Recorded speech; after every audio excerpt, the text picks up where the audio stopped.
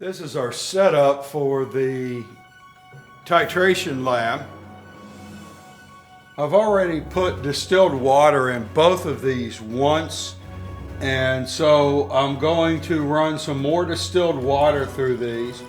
So I'm running the distilled water through the base, and we need to put distilled water into the acid one.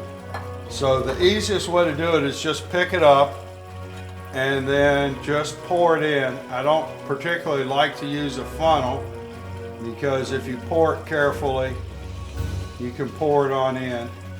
You always like to rinse these first at least twice with distilled water. And we're just going to let it run through to clean it completely out.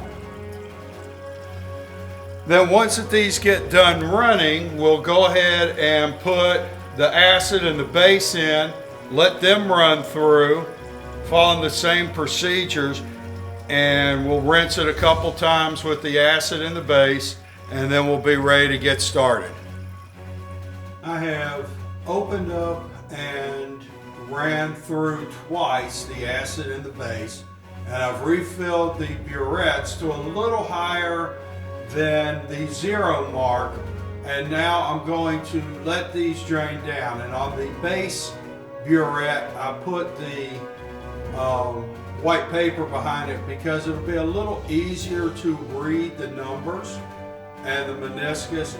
And we'll do the same thing here with the acid one, but those white letters don't show up as well against the white paper.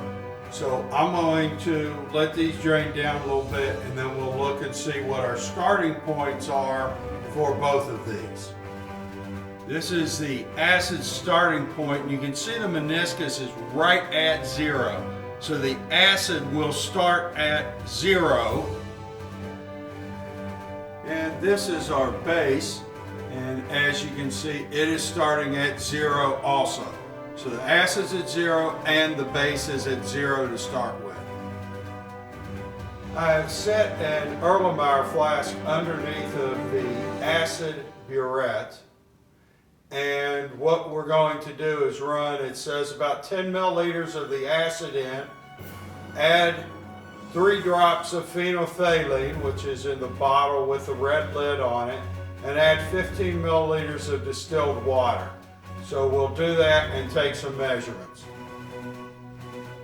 This is the reading off of the acid burette after I added the acid to the Erlenmeyer flask.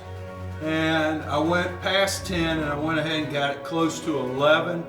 And if I'm reading that, I think it's 11. It might be 10.99, but you can make your own estimate off of it. But that's the final volume of the acid in your data table. Right now I have the burette set up, and it is slowly dripping the sodium hydroxide into the Erlenmeyer flask. It's on a stir plate so that it will constantly stir this mixture, and as we are adding the acid to it, or the base to it, we should see that the color turns at least purple momentarily, and that is the base will change the indicator to that color.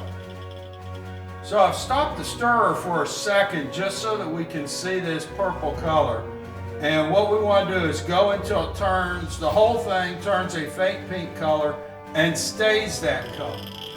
So we're getting pretty close now, and I've stopped the titration, but I'm going to add a drop and we're going to see what happens as this goes on.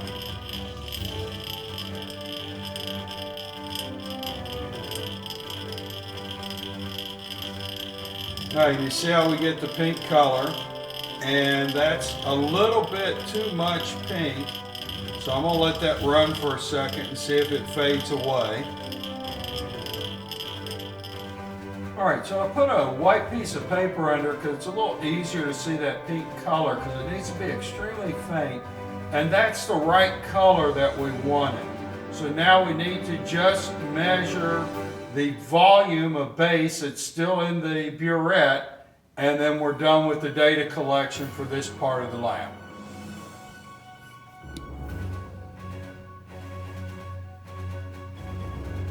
All right, so this is our final volume of the base. So you'll need to read what that volume is, and I've got a pretty good angle on it here. And then you're going to go through and figure out the concentration of the base and fill out that part of your data table, and that's all we'll be doing virtually with this lab.